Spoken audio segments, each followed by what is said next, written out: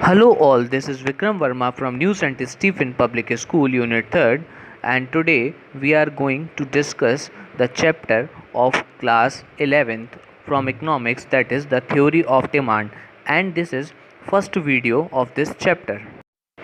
So the topics that we are going to discuss in this video from this chapters are the concept of demand first, second one the demand and quantity demanded, third one demand schedule, and there are two parts that we are going to discuss of demand schedule. First one the individual demand schedule and the other one is market demand schedule.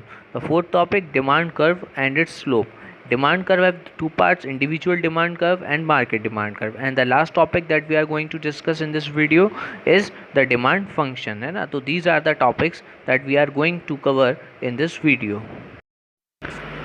Macroeconomics chapter 5th, the theory of demand. So let's just see. The first concept of this chapter is the concept of demand. So ordinary the term desire and demand are used interchangeably, है ना. तो जब हम अपने आसपास देखते हैं तो डिज़ायर शब्द और जो डिमांड शब्द है वो एक जैसा लगता है कि हम डिज़ायर की यूज़ कर सकते हैं डिमांड की जगह और डिमांड यूज़ कर सकते हैं डिज़ायर की जगह, ठीक है. लेकिन इकोनॉमिक्स में डिमांड हैज़ डिफरेंट मीनिंग, है ना. लेकिन इकोनॉमिक्स जब सब्जेक्ट की हम बात करते हैं तो डिमांड का उसमें अलग मतलब है. Supposing you desire to have a LED TV but you do not have enough money to buy it, then this desire will just remain a wishful thinking, ठीक है ना. अब यहाँ पर देखिए डिफ्रेंशिएशन देखते हैं, है ना. डिज़ायर और डिमांड में कैसे डिफ्रेंशिएशन हुआ, है ना. सपोज़ करिए, है ना, आपकी एक डिज़ायर है कि आपको LED TV परचेज़ करनी है, लेकिन आपके पास पर्याप्त धन नहीं है उस LED TV को परचेज़ करने के लिए, है ना. तो आपकी जो डिज़ायर है वो सिर्फ एक विशफुल थिंकिंग बन के रह जाएगी कि मुझे LED TV परचेज़ करनी है ना. इसको हम डिमांड नहीं कहेंगे. On the other side, in spite of having money, है ना, you are not willing to spend it on LED TV, है ना. Demand does not be immerse, ठीक है ना. अगर मान के चलिए आपके पास पैसा है ना LED TV परचेज़ करने के लिए, है ना, लेकिन आप उस पैसे को खर्च नहीं करना चाहते LED TV परचेज़ करने के लिए, तो भी डिमांड पूरी नहीं होगी, है ना. The desire become demand only when you are ready to spend money to buy LED TV, ठीक है ना. जो डिज़ायर है डिमांड तब बनती है जब आपके पास परचेजिंग कैपेसिटी हो, है ना, और आप उस मनी को स्पेंड करने के लिए रेडी हो, है ना, किसी भी प्रोडक्ट पर, है ना, तब वो डिमांड बनती है ना. तो याद रखिएगा, है ना, डिमांड जो है, डिमांड का मतलब यहाँ पर क्या है ना. दो चीज़ें हैं. पहली बात desire to buy a commodity, है ना, कि डिज़ायरनेस होनी चाहिए किसी कॉमोडिटी को परचेज़ करने के लिए. दूसरा परचेजिंग पावर होनी चाहिए आपके पास, परचेजिंग पावर मतलब पैसा होना चाहिए. और तीसरा उस पैसे को खर्च करने की इच्छा भी होनी चाहिए, विलिंगनेस टू स्पेंड मनी, है ना. जब ये तीनों चीज़ें मिल जाती हैं तब मिलके क्या बनती है, हमारी डिमांड बनती है ना. तो ड्रॉ कॉन्सेप्ट कहलाता है ये, ठीक है ना. कौन सा कॉन्सेप्ट कहलाता है, ड्रॉ कॉन्सेप्ट, है ना. D for desireness, A for ability and W for willingness, है ना. DAW equals to demand. D means desireness to spend money, है ना. A मीन्स द एबिलिटी, है ना, to purchase the commodity and W for the willingness to spend, है ना. तो DAW that is called demand, है ना. D for desire, A for ability and W for willingness. अगर आपसे कोई पूछता है कि व्हाट इज़ डिमांड, तो ड्रॉ, है ना, तो DAW इज़ अ डिमांड, है ना. D for desireness, A for ability and W for willingness, है ना. When desire to buy a commodity, है ना, if you have a desire to buy a commodity, है ना, you have ability, you should also have the ability to purchase that commodity. मतलब आपके पास sufficient पैसा होना चाहिए, एबिलिटी होनी चाहिए. उसके बाद, है ना, you should also have the willingness to spend that money, है ना. विलिंगनेस, इच्छा भी होनी चाहिए उस पैसे को खर्च करने के लिए, है ना. तो जब DAW तीनों ये कॉन्सेप्ट पूरे होते हैं तब जाके हमारा क्या बनता है, डिमांड बनता है. तो that is a concept of demand. It should be clear in your mind, है ना. एक चीज़ आप अपने दिमाग में लगा लीजिए, draw concept, DAW, draw concept. So our next topic is demand and quantity demanded. तो जब ये चैप्टर हम पढ़ेंगे तो दो शब्द हमें बहुत दिखाई देने वाले हैं चैप्टर में, डिमांड और क्वांटिटी डिमांडेड. तो आइए समझते हैं कि डिमांड और क्वांटिटी डिमांडेड का यहाँ पर मीनिंग क्या होता है, ठीक है. Demand refers to the different possible quantity to be purchased at different possible prices of commodity. Thus, demand of a commodity X you can say that 10 unit of X if the price is 5 rupees, है ना, 8 unit of x if the price is 6 rupees, 6 unit of price x if the price is 7 rupees and so on. ठीक है ना। तो अगर demand की बात करूँगा, है ना, किसी भी कॉमोडिटी की अगर मैं डिमांड की बात करूँगा तो दो चीज़ें मेरे दिमाग में होनी चाहिए हमेशा। ठीक है, पहला possible quantity to be purchase at a possible price, तो यानी कि क्वांटिटी और प्राइस, क्वांटिटी और प्राइस दोनों को मिला के क्या बनता है, डिमांड मिलता है। मतलब कि इतने प्राइस में इतनी क्वांटिटी परचेज करनी है, इतने प्राइस में इतनी क्वांटिटी परचेज करनी है ना, तो ये क्या हुआ, आपका डिमांड हुआ, है ना। अगर मैं बात करूँगा सिर्फ क्वांटिटी डिमांड की, तो उसका क्या मतलब है, quantity demand refers to a specific quantity, है ना, need to purchase again the specific price of a commodity. ठीक है ना। Quantity demanded of a commodity refers to 8 unit of X if price happens to be 6 rupees per unit. ठीक है ना। तो quantity जो डिमांडेड होगी वो याद रखिएगा कि एक बार में किसकी होगी, स्पेसिफिक प्राइस पर होगी यहाँ पर, है ना। स्पेसिफिक क्वांटिटी जब स्पेसिफिक प्राइस पर आ जाए, है ना, तो वो क्या हो जाएगी, क्वांटिटी डिमांडेड हो जाएगी कि इतने प्राइस पर स्पेसिफिकली इतनी क्वांटिटी चाहिए, तो वो क्वांटिटी डिमांडेड हो जाएगी। ठीक है ना। लेकिन मैं बात करूं पॉसिबल क्वांटिटीज़, है ना, कितनी क्वांटिटीज़ हो सकती हैं, है ना, कितने अलग अलग पॉसिबल प्राइजेस पर, तो ये तो बहुत सारी हो जाएंगी कि बहुत सारी क्वांटिटीज़ पर बहुत ज़्यादा प्राइजेस, है ना, पॉसिबल हैं डिमांड आना, है ना। लेकिन स्पेसिफिक क्वांटिटी पर स्पेसिफिक प्राइस, है ना, जो होता है वो क्या होता है, आपका क्वांटिटी डिमांडेड होता है ना। तो शॉर्ट में इसका अगर आपको डिफरेंस देखना है तो ये नीचे देखिए है, इसमें हम देख सकते हैं demand refers to the different possible quantities of a commodity that a consumer is ready to buy at a different possible prices. तो याद रखिएगा इसके कीवर्ड क्या है, पहला different possible quantity, different possible price. ठीक है। क्वांटिटी डिमांडेड के क्या है definition, refers to the specific quantity to be purchase against the specific price, है ना। इसकी कीवर्ड्स क्या है, specific quantity to be purchase as specific price. एक एग्जांपल देखते हैं इसको समझने के लिए। So let just see an example, here you can see a table of price and quantity, है ना। For 1 rupees, for the pen the price is 1 rupees, you can purchase 4 unit, for 2 you can purchase 3 unit. तो ये different possible prices पर, ये different possible quantity जो हम purchase करते हैं, इसको हम कहते हैं डिमांड, है ना। Possible price, possible quantities. ठीक है। सो let's just understand what is quantity demanded, है ना। जब प्राइस 1 रुपीज़ था तो मैं 4 क्वांटिटी परचेज कर रहा था, जब प्राइस 2 था तो मैं 3 क्वांटिटी परचेज कर रहा था, प्राइस 3 में मैं 2 क्वांटिटी परचेज कर रहा था, 4 प्राइस में 1 क्वांटिटी परचेज कर रहा था। तो हर बार मैं स्पेसिफिक प्राइस में स्पेसिफिक जब क्वांटिटी परचेज करता हूँ तो स्पेसिफिक क्वांटिटी को क्वांटिटी डिमांड कहूँगा मैं। ठीक है। जब प्राइस 1 रुपीज़ था तो मैंने क्वांटिटी डिमांड कितनी की थी, 4 यूनिट की। 2 जब प्राइस था तो मैंने क्वांटिटी डिमांडेड कितनी की थी, 3 यूनिट्स की। 3 जब प्राइस था मैंने क्वांटिटी डिमांडेड कितनी यूनिट की थी, 2 यूनिट की। और जब प्राइस 4 था तो मैंने क्वांटिटी डिमांडेड कितनी यूनिट की थी, 1 यूनिट की थी। तो specific price, specific commodity is equals to quantity demanded. Next topic is demand schedule, है ना। Demand schedule is a table showing different quantities of commodity to be purchased at different price of that commodity. According to the Samuelson, the table related to the price and quantity demanded is called the demand schedule. ठीक है। अभी देखिए थोड़ी देर पहले हमने एक table देखी थी जिसमें प्राइस, अलग अलग प्राइस पर अलग अलग क्वांटिटी डिमांडेड शो हो रही थी, है ना। तो उस टेबल को हम कहते हैं डिमांड स्केड्यूल। ठीक है।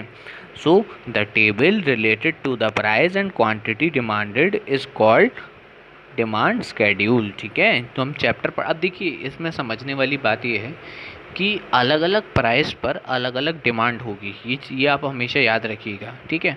अगर किसी चीज़ के प्राइस बहुत ज़्यादा होते हैं, है ना, तो आप क्या करते हैं कि सोचते हैं कि थोड़ी कम क्वांटिटी परचेज़ कर लेना। और अगर किसी चीज़ के प्राइस कम होते हैं बहुत, तो आप सोचते हैं कि थोड़ी ज़्यादा क्वांटिटी परचेज़ कर लेना। तो याद रखिएगा ये पूरे चैप्टर जो हम पढ़ेंगे इसमें प्राइस और क्वांटिटी ये दोनों वेरिएबल्स काम आएंगे, है ना। प्राइस और कमोडिटी दोनों से मिलके ही हम पूरा चैप्टर इसको फिनिश कर पाएंगे ना। तो डिमांड स्केड्यूल में, है ना, क्या चीज़ थी, the table related to the price and quantity. वो टेबल प्राइस और क्वांटिटी से रिलेटेड, है ना, जिसमें प्राइस और क्वांटिटी डिमांडेड दे रखी हो, उस टेबल को हम क्या कहते हैं, डिमांड स्केड्यूल कहते हैं। हमारा जो डिमांड स्केड्यूल है वो दो टाइप का है, इंडिविजुअल डिमांड स्केड्यूल और मार्केट डिमांड स्केड्यूल, है ना। तो आइए समझते हैं कि क्या है individual demand schedule. Individual demand schedule, है ना, individual demand schedule refers to the demand schedule of an individual buyer और कंज्यूमर इन अ मार्केट, है ना। It shows the quantity of a commodity which an individual buyer will buy at a different possible price of that commodity at a point of time, है ना। For example, table 1 is an individual demand schedule.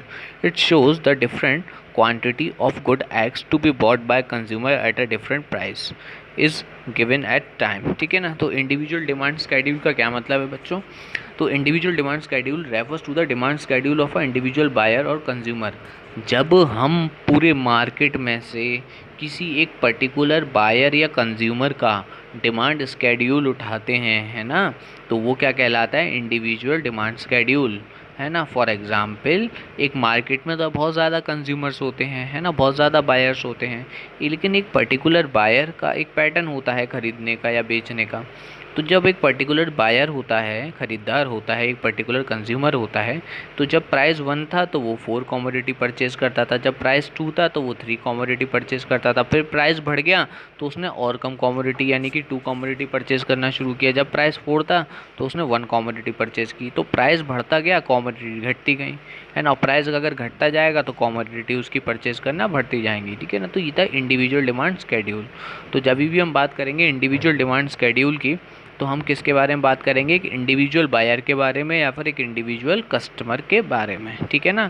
तो demand schedule related to the individual buyer or consumer in a market is called individual demand schedule.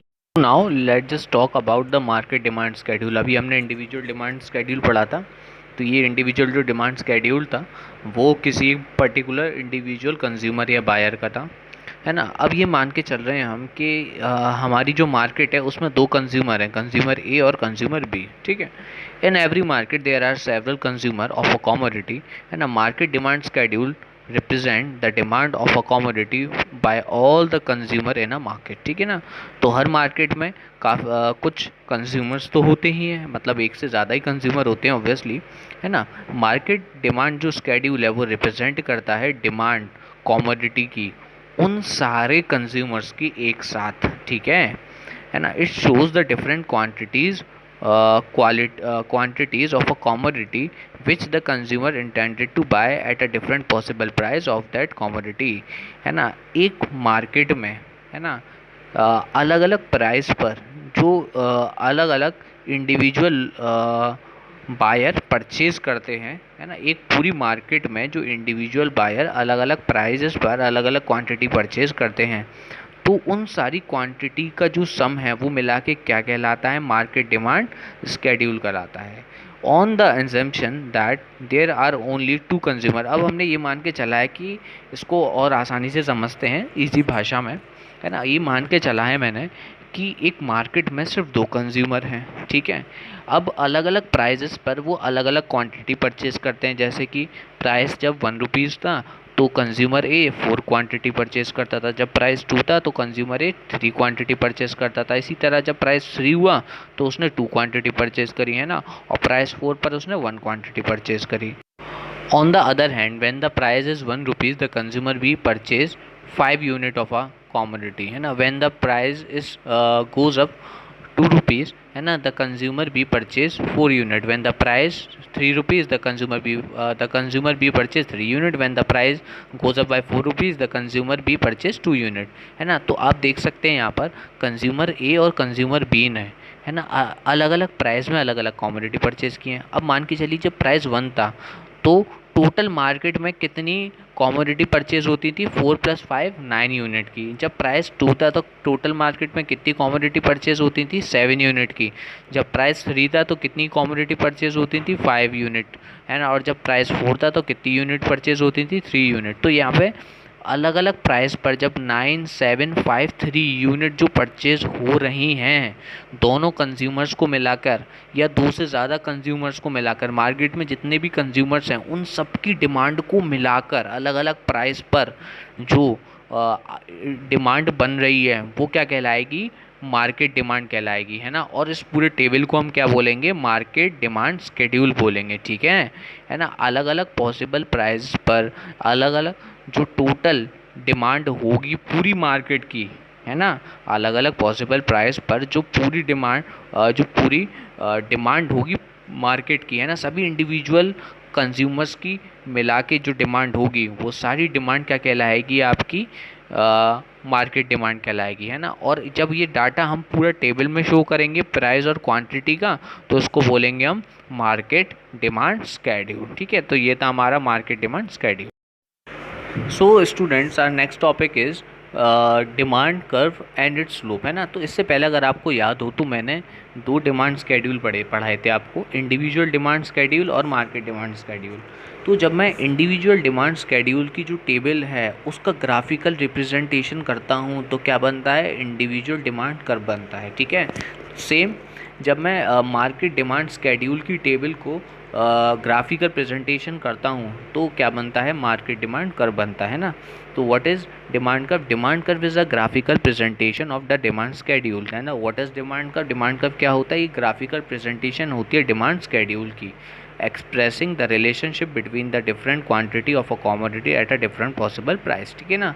अच्छा, ये जो curve होता है ना, demand curve, ये क्या शो करता है, ये क्या एक्सप्रेस करता है, एक्सप्रेस द रिलेशनशिप किसके बीच में, क्वांटिटी डिमांडेड के बीच में और पॉसिबल प्राइस के बीच। अलग अलग प्राइस पे जो हम अलग अलग क्वांटिटी परचेज करते हैं, जब प्राइस 1 था तो इतनी की, प्राइस 2 था तो फिर इतनी की, प्राइस 3 था तो प्राइस बढ़ता गया, हमने क्वांटिटी कम का परचेज करना शुरू कर दिया, है ना। और जब प्राइस घटने लगा तो हमने ज़्यादा कमोडिटी परचेज करना शुरू कर दिया। तो ये एक प्रकार का कंज्यूमर बिहेवियर है ना। यही बिहेवियर हम पूरे डिमांड में पढ़ते हैं, ठीक है ना। तो यहाँ पर डिमांड कर्व का कुछ मतलब नहीं है, यहाँ पर सीधा सा मतलब है कि जो हम डिमांड स्केड्यूल का ग्राफिकल प्रेजेंटेशन है ना, उसी को हम क्या कहते हैं, डिमांड कर्व कहते हैं ना। और जो डिमांड कर्व है वो रिलेशनशिप शो करता है किसके बीच में, क्वांटिटी डिमांड के बीच में, डिफरेंट पॉसिबल प्राइजेस में, है ना। तो जो डिमांड कर्व है उसके अंदर दो चीज़ें आती है, इंडिविजुअल डिमांड कर्व और मार्केट डिमांड कर्व, है ना। So let's just start our first topic, that is the individual demand curve. You can see on the screen the individual demand curve, है ना। individual demand curve is a curve showing different quantities of a commodity that one particular buyer is ready to buy at a different possible prices of a commodity at a point of time, ठीक है। तो what is individual demand curve, individual demand curve क्या है, first point, it is a curve, है ना। सबसे पहले क्या है, ये कर्व है, क्या शो करता है, डिफरेंट क्वांटिटी शो करता है कमोडिटी की जो एक पर्टिकुलर बायर परचेज करना चाहता है, पर्टिकुलर बायर परचेज करने के लिए रेडी है डिफरेंट पॉसिबल प्राइस पर एक पर्टिकुलर निश्चित समय पर, है ना। फिगर 1 आप देख रहे हैं, है ना, यही है आपका इंडिविजुअल डिमांड कर्व, है ना। ये फिगर 1 है वो शो कर रहा है आपका इंडिविजुअल डिमांड कर्व। इस डायग्राम में आप देख रहे हैं कि जो क्वांटिटी है मैंने एक्स एक्सिस पर शो की है और जो प्राइजेज है मैंने वाई एक्स पर शो करे हैं। क्वांटिटी देखिए 1 2 3 4 और प्राइस 1 2 3 4, है ना। तो जब प्राइस 4 था तो मैंने कितनी क्वांटिटी देखी परचेज की, 1, है ना। अब आप वाई एक्सिस पर देखिए, जब प्राइस कितना है 3, है ना, तो इसकी जो लाइन है कॉरस्पॉन्डिंग वो एक्स एक्सिस पर कहाँ मिल रही है, 2 मिल रही है। जब प्राइस 3 था तो मैंने 2 यूनिट परचेज करी है, जब प्राइस 2 रुपीज़ था तो मैंने 3 यूनिट परचेज़ किया, जब प्राइस 1 था तो मैंने 4 यूनिट परचेज़ किए, है ना। तो जब ये सारे पॉइंटों को मैं आपस में जोड़ दूंगा, ए बी सी डी सारे पॉइंट्स को, तो मेरा क्या बन जाएगा, इंडिविजुअल डिमांड कर्व बन जाएगा, है ना। और इंडिविजुअल डिमांड कर्व की एक विशेषता है ना, ये कर्व है डाउनवर्ड कर्व, है ना। ये जो कर्व है ना, ये स्लोप बनाता है ना, डाउनवर्ड कर्व है ये स्लोप बनाता है, ठीक है। इससे क्या पता चलता है कि जो प्राइस और क्वांटिटी है इनके बीच में इन्वर्स रिलेशनशिप है। कैसे इन्वर्स रिलेशनशिप है कि जब प्राइस बहुत ज़्यादा होता है ना, तो कंज्यूमर की टेंडेंसी होती है कि वो कम यूनिट को परचेज़ करता है, ठीक है। और जब प्राइस बहुत कम होता है तो कंज्यूमर की टेंडेंसी होती है कि वो ज़्यादा यूनिट्स को परचेज़ करता है। तो प्राइस और क्वांटिटी के बीच में जो इन्वर्स रिलेशनशिप है, इसकी वजह से जो इंडिविजुअल डिमांड कर्व है वो नेगेटिव कर्व कहलाता है ना, नेगेटिव कर्व कहलाता है। और ये स्लोप होता है ना, डाउनवर्ड स्लोप है डिमांड कर्व, ठीक है। अब अगला टॉपिक है हमारा market demand curve. Now let's just talk about the market demand curve, ठीक है ना। तो मार्केट डिमांड कर्व के बारे में बात करते हैं। मार्केट जो डिमांड कर्व है ये हॉरिजॉन्टल समेशन है इंडिविजुअल डिमांड कर्व का, है ना। It shows the various quantity of a commodity that all the buyer in the market are ready to buy at a different possible prices, ठीक है। तो क्या समझते हैं इसका क्या मतलब है मार्केट डिमांड कर्व का। मार्केट डिमांड कर्व का क्या मतलब है कि ये हॉरिजॉन्टल समेशन है सारे इंडिविजुअल डिमांड कर्व का। मान के चलिए एक मार्केट में दो कंज्यूमर हैं, दो कंज्यूमर का दोनों का मैंने इंडिविजुअल डिमांड कर्व बनाया, फिर उन दोनों डिमांड कर्व को जब मैंने हॉरिजॉन्टली ऐड कर दिया तो मेरे पास क्या बनेगा, मार्केट डिमांड कर्व बनेगा, है ना। और ये क्या शो करेगा, अलग अलग क्वांटिटीज़ को शो करेगा कमोडिटी की, जो एक मार्केट में अलग अलग बायर्स रेडी हैं परचेज करने के लिए एट डिफरेंट पॉसिबल प्राइजेस, है ना। तो इसको समझने के लिए अब हमें एक ग्राफ का सहारा लेना पड़ेगा, है ना। ग्राफ से हम इसको आसानी से समझ सकते हैं। उससे पहले मैं आपको कुछ डिमांड कर्व की खासियत बता देता हूँ, है ना। एक नॉर्मल जो डिमांड कर्व होता है, चाहे वो इंडिविजुअल डिमांड कर्व हो चाहे मार्केट डिमांड कर्व हो, है ना, कुछ कैरेक्टरिस्टिक्स होती हैं उसकी, जैसे कि मैंने अभी इससे पहले भी बताई थी, है ना। आप देख सकते हैं स्क्रीन पर कि जो डिमांड कर्व है स्लोप होता है सबसे पहली बात, है ना, डाउनवर्ड जाता है ये स्लोप, ये लेफ्ट से राइट की साइड, है ना। तो सबसे पहले demand curve is a slope downward from left to right, है ना। और इंडिकेट करता है कि इनवर्स रिलेशनशिप, किसके बीच में इनवर्स रिलेशनशिप है, price of a commodity and quantity of a demanded, है ना। तो इसका मतलब ये क्या है कि आसान भाषा में कि जो डिमांड कर्व है वो डाउनवर्ड स्लोप है ना। स्लोप का मतलब होता है ढलान, है ना। तो ये डाउनवर्ड स्लोप है ना, लेफ़्ट से राइट साइड की साइड में, ठीक है। और इसमें जो एक्स एक्सेस और वाई एक्सेस होते हैं, है ना, तो इसमें जो हम प्राइस और क्वांटिटी शो करते हैं एक्स एक्सेस और वाई एक्सेस पर, है ना। तो जो क्वांटिटी और प्राइस जो होते हैं उनके बीच में क्या होता है, इन्वर्स रिलेशनशिप होता है, ठीक है। कैसे, जब price higher price lead to fall in the quantity demanded, जब प्राइस ज़्यादा होते हैं तो क्वांटिटी डिमांडेड कम हो जाती है, और लोअर प्राइस में क्वांटिटी डिमांडेड क्या हो जाती है, बढ़ जाती है ना। चलिए, तो अब हम ये थे कुछ कैरेक्टरिस्टिक डिमांड करके, अब वापस आते हैं हम अपने टॉपिक पे, मार्केट डिमांड कर्व। तो मार्केट डिमांड कर्व को और समझने के लिए हम इसकी ग्राफिकल प्रेजेंटेशन देखते हैं।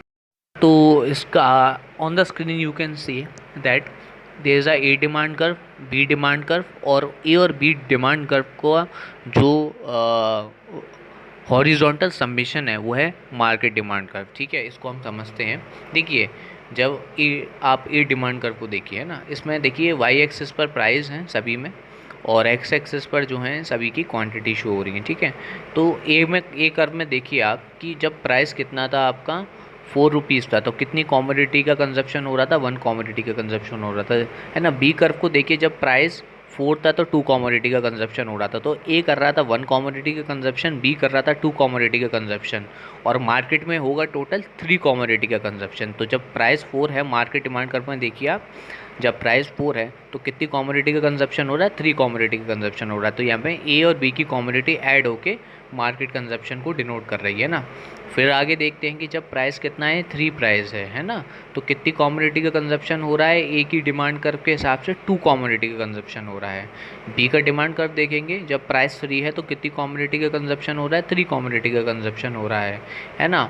और देखेंगे मार्केट डिमांड कर्व को अब हम कि जब प्राइस 3 था, है ना, तो ए ने की थी 2 कॉमोडिटी का कंजप्शन और बी ने किया था 3 कॉमोडिटी का कंजप्शन, तो मार्केट में हो रहा था 5 कॉमोडिटी का कंजप्शन, है ना। सेम फिनोमेना हम यहाँ पर 2 रुपीज़ पर देखेंगे। जब प्राइस 2 रुपीज़ हो गया तो ए ने किया था 3 यूनिट का कंजप्शन और बी ने किया था 4 यूनिट का कंजप्शन, और मार्केट में होगा 7 यूनिट का कंजप्शन। ऐसे जब प्राइस 1 रुपीज़ हो जाएगा, है ना, तो यहाँ पर 4 रुपीज़ का कंजप्शन, 4 यूनिट का कंजप्शन करेगा ए, और बी करेगा 5 यूनिट का कंजप्शन। 4 + 5 9 यूनिट का कंजप्शन कौन करेगा, मार्केट करेगी, है ना। तो आप ध्यान से देख सकते हैं कि पहली बात मैंने जो पहला कैरेक्टरिस्टिक बताया था, ये डाउनवर्ड स्लोप है। तो देखिए ये जो तीनों स्लोप हैं वो डाउनवर्ड जा रहे हैं, है ना, from left to right side, ये सब देख रहे हैं आप, ये कैरेक्टरिस्टिक है डिमांड कर्व की, है ना। दूसरा आप एक चीज़ और देख सकते हैं कि जैसे जैसे प्राइस कम होता जा रहा है, क्वांटिटी डिमांडेड कंज्यूमर की क्या हो रही है, बढ़ रही है। इसका मतलब यह है कि एक्स और वाई एक्सिस के बीच में, यानी प्राइस और क्वांटिटी के बीच में एक इन्वर्स रिलेशनशिप डिनोट कर रहा है ये, ठीक है। तो ये था आपका market demand curve. Next topic is slope of demand curve. ठीक है, मैंने आपको समझाया था पिछली वीडियोस में, पिछले चैप्टर्स में, कि अगर हमें किसी का भी स्लोप निकालना है तो कैसे निकालेंगे, change in Y axis upon change in X axis. अच्छा, वाई एक्सिस में डिमांड कर्व पे कौन सा वेरिएबल था, प्राइस, है ना, और एक्स एक्सिस पे कौन सा वेरिएबल था, क्वांटिटी, है ना। तो स्लोप ऑफ डिमांड कर्व क्या बनेगा, change in price upon change in quantity. ठीक है, आइए इसको डिटेल में पढ़ते हैं। तो demand curve normally slopes downward, पता है आपको कि जो डिमांड कर्व है स्लोप होता है डाउनवर्ड। ठीक है, indicating a negative relationship between the price of a commodity and quantity demanded, है ना। ये इन्वर्स रिलेशनशिप, एक नेगेटिव रिलेशनशिप शो करता है किसके बीच में, क्वांटिटी के बीच में और प्राइस के बीच में। प्राइस बढ़ते जाएंगे जैसे जैसे, क्वांटिटी डिमांडेड कम होती जाएंगी, और प्राइस जैसे जैसे गिरते जाएंगे, है ना, क्वांटिटी डिमांडेड बढ़ती जाएगी। तो एक इन्वर्स रिलेशनशिप, एक नेगेटिव रिलेशनशिप शो करता है ना। स्लोप अगर हमें पता करना है डिमांड कर्व का, तो हम कैसे पता करेंगे, पहले लगाएंगे नेगेटिव का साइन आगे, फिर change in price upon change in quantity. It shows the ratios between change in price corresponding to the unit of change in quantity demanded of a commodity. ठीक है, एक्चुअली इसमें नेगेटिव साइन लगाना ज़रूरी है इसके आगे। इसका कारण ये है कि आप तो रीज़न ये है इसका कि जब प्राइस कम होंगे या क्वांटिटी कम होगी, देखिए मैंने क्या बताया था आपको, अगर प्राइस बढ़ेंगे तो क्वांटिटी कम होगी, है ना, क्वांटिटी, तो एक चीज़ हमेशा कम होगी, तो जो भी चीज़ कम होगी वो साइन नेगेटिव में लेके आएगी। जैसे कि जब प्राइस ऐसा था कि प्राइस 1 रुपीज़ से हो गए आपके 2 रुपीज़, तो जब प्राइस बढ़ गए यहाँ पर तो क्वांटिटी 4 से हो गई आपकी 2, तो जब 4 से 2 हो गई तो 2 कम हो गई ना, तो वो 2 माइनस का चला जाएगा यहाँ पर, तो माइनस से माइनस का साइन क्या हो जाता है, कैंसिल हो जाएगा। तो यहाँ पर क्या है कि माइनस इसमें ऑलरेडी आगे हमने लगाया है फॉर्मूले में, वो इसीलिए लगाया है कि जो नेगेटिव साइन है वो इन्वर्स रिलेशनशिप को शो कर रहा है यहाँ पर, आप सीधे से सही ये समझ सकते हैं यहाँ पर। ठीक है, negative sign indicate that the inverse relationship between the price and quantity demanded of a commodity. ठीक है, सो देखिए ग्राफिकल रिप्रेजेंटेशन में ये समझना बहुत आसान हो जाएगा स्लोप कैसे निकालना है। अब देखिए हमने 2 पॉइंट चूज़ करे, पॉइंट ए चूज़ करा डिमांड कर्व पर, पॉइंट सी चूज़ करा। अब ए पॉइंट को हम डायरेक्ट नीचे, यानी इसने ज्वाइन नहीं किया है, ए पॉइंट को आप एक्स एक्सिस से ज्वाइन करें और सी पॉइंट को आप वाई एक्सिस से ज्वाइन करें।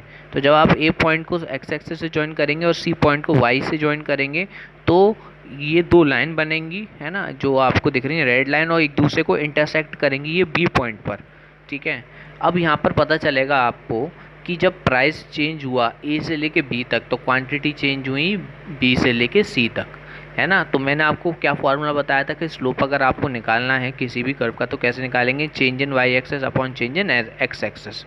वाई एक्सिस पे वेरिएबल क्या है, प्राइस, और एक्स एक्सिस पे वेरिएबल क्या है, क्वांटिटी। तो change in price upon change in quantity, तो प्राइस कितना चेंज हुआ है ए से लेके बी तक, है ना, तो ए बी, और क्वांटिटी कितनी चेंज हुई है बी से लेके सी तक, यानी कि बी सी। तो A B upon B C, ये क्या हुआ यहाँ पर, स्लोप ऑफ डिमांड कर्व। ठीक है, our next topic is demand function, है ना, और determinants of demand. Demand function shows the relationship between the demand of a commodity at various determinants. It show how demand of a commodity is related to say own price of a commodity, income of the consumer and other determinants, है ना। तो इसका मतलब क्या है, मैं आपको easy language में समझाता हूँ। देखिए डिमांड हमेशा ना बहुत सारी बातों पर ना डिपेंड होती है। जैसे अगर किसी व्यक्ति की इनकम बहुत ज़्यादा है तो डिमांड उसकी थोड़ी सी ज़्यादा होगी, है ना, वो ज़्यादा, उसके पास परचेसिंग पावर होगी तो वो ज़्यादा परचेस कर पाएगा। तो यहाँ पर डिमांड किससे प्रभावित हुई, इनकम से प्रभावित हुई। ठीक है, तो पहली चीज़, और भी काफ़ी फैक्टर हैं जिससे डिमांड प्रभावित होती है, जैसे कि मान के चलिए कॉमोडिटी के प्राइस अगर कम है ना, तो own price of a commodity, अगर प्राइस कॉमोडिटी की कम है तो मैं ज़्यादा यूनिट परचेज़ करूँगा यहाँ पर, या कॉमोडिटी के प्राइस बहुत ज़्यादा है तो कम यूनिट परचेज़ करूँगा यहाँ पर। तो प्राइस से भी डिमांड पर फ़र्क पड़ा, है ना। तो यहाँ पर एक दूसरा आ गया own prices of a commodity. तो इस प्रकार से बहुत सारे डिटर्मिनेंट्स होते हैं जिससे कमोडिटी की जो डिमांड है वो प्रभावित होती है। जैसे कि मैं बात करूँ वूलन क्लोथ्स की, तो वूलन क्लोथ्स की जो डिमांड होगी वो कब होगी, विंटर सीज़न में ज़्यादा होगी, है ना, और समर में कम होगी, है ना। तो जो विंटर्स, तो यहाँ पर क्या हुआ, सीजनल एक फैक्टर हुआ, है ना। तो यहाँ पर जो डिमांड थी वुलन क्लॉथ की वो किस पर डिपेंड हुई, सीज़न पर डिपेंड हुई। तो सीज़न एक ऐसा फैक्टर था जो प्रभावित कर रहा था डिमांड को। तो डिमांड फंक्शन कुछ नहीं है, डिमांड फंक्शन वो सारे फैक्टर्स को डिनोट करता है जो डिमांड को क्या करते हैं, प्रभावित करते हैं। What are demand function, demand function shows the relationship of the demand and a commodity. देखिए यहाँ पर बहुत सरल भाषा में आप समझिए कि डिमांड फंक्शन क्या है कि एक रिलेशनशिप है ना। किसके बीच का संबंध है? ये डिमांड के बीच का संबंध है और उसके अदर डिटर्मिनेंट्स के बीच का संबंध। यानी कि डिमांड को कौन कौन से फैक्टर, कौन कौन से डिटर्मिनेंट्स क्या करते हैं, प्रभावित करते हैं। जैसे कि मैंने इनकम बताया, इनकम से डिमांड बढ़ जाती है, घट जाती है। प्राइस से डिमांड बढ़ जाती है, घट जाती है। क्लाइमेट चेंज होने से डिमांड किसी कमोडिटी की बढ़ जाती है, घट जाती है। इसी प्रकार से काफ़ी सारे डिटर्मिनेंट्स होंगे जो हम पढ़ेंगे, है ना। तो ये भी दो प्रकार के हैं, इंडिविजुअल है और दूसरा है आपका मार्केट, है ना। तो इंडिविजुअल फंक्शन और मार्केट फंक्शन इसमें दो हैं, ठीक है। बात करते हैं इंडिविजुअल डिमांड फंक्शन की। Individual demand function show how the demand of a community of an individual consumer in the market is related to the various determinants. मतलब ये है किसी एक पर्टिकुलर यानी किसी इंडिविजुअल कंज्यूमर या इंडिविजुअल बायर की जो डिमांड है वो किन फैक्टर्स से प्रभावित होती है। जैसे तो कुछ फैक्टर्स हैं, सबसे पहले लिखा है मैंने डी एक्स का मतलब डिमांड, डी का मतलब डिमांड, एक्स का मतलब कमोडिटी। तो demand of a commodity X is equals to F का मतलब फैक्टर, है ना। और ब्रैकेट में ये आपके 5 फैक्टर दे रखे हैं। पहले फैक्टर का नाम है पी का मतलब प्राइस और एक्स का मतलब कमोडिटी। यानी कि किसी कमोडिटी की जो कोई कमोडिटी है ना, वो कमोडिटी की डिमांड उसके प्राइस से सबसे ज़्यादा प्रभावित होती है, ठीक है। तो किसी भी कमोडिटी के खुद के प्राइस की वजह से उसकी डिमांड बहुत ज़्यादा प्रभावित होती है ना, क्योंकि प्राइस ज़्यादा होते हैं तो जो डिमांड है वो कम होती है और प्राइस कम होते हैं तो डिमांड बहुत ज़्यादा होती है। इसी प्रकार से और भी काफ़ी सारे फैक्टर्स हैं, जैसे प्राइस ऑफ रिलेटेड गुड, है ना। प्राइस ऑफ रिलेटेड गुड थोड़ा डिटेल में डिस्कस करेंगे हम आगे चैप्टर में, है ना। उसके बाद है इनकम, है ना। इनकम अगर ज़्यादा होगी किसी व्यक्ति की तो वो ऑब्वियसली थोड़ी ज़्यादा यूनिट की डिमांड करेगा, कम होगी तो कम यूनिट की डिमांड करेगा, है ना। टी का मतलब है टेस्ट एंड प्रेफरेंस। अगर मैं बात करूं कि किसी व्यक्ति को अगर टी ज़्यादा पसंद है तो उसके लिए टी की डिमांड ज़्यादा होगी, और कॉफ़ी अगर उसे कम पसंद है तो कॉफ़ी की डिमांड कम करेगा, है ना। और एक्सपेक्टेशन। तो इस प्रकार से काफ़ी सारा फैक्टर्स हैं जो प्रभावित करते हैं किसी पर्टिकुलर इंडिविजुअल व्यक्ति की डिमांड को, है ना। वो हम अब नेक्स्ट वीडियो में डिस्कस करेंगे कौन कौन से इंडिविजुअल डिमांड फंक्शन है जो कि डिमांड को क्या करते हैं, प्रभावित करते हैं।